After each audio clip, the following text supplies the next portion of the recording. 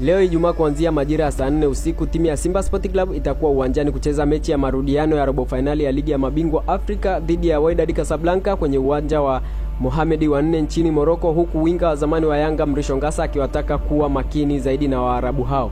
Mbali na kuzungumzia mchezo huo, pia amewaonya Yanga kutobweteka kwenye mechi yao ya marudiano ya hatua robo finali katika kombe la shirikisho Afrika dhidi ya Rivers United ya Nigeria, mechi itakayochezwa uwanja Mkapa jijini Dar es Salaam. Akizungumza na Mwanaspoti, Ngasa alisema timu zote zina nafasi ya kufuzu hatua ya nusu finali kwenye michuano hiyo ya CAF, lakini upande wa Simba watakutana na ugumu kidogo kutokana na namna Waarabu hao wanavyocheza wanapokuwa nyumbani. Anasema mpira ni dakika 90, lakini ndani ya hizo dakika unatakiwa kuangalia na kuongeza umakini zaidi juu ya mpinzani wako.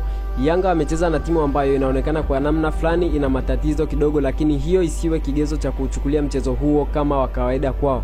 Wanaweza kuja kivingine katika uwanja wa Benjamin Mkapa. Kwa hiyo wapambane kama ni mechi ya kwanza.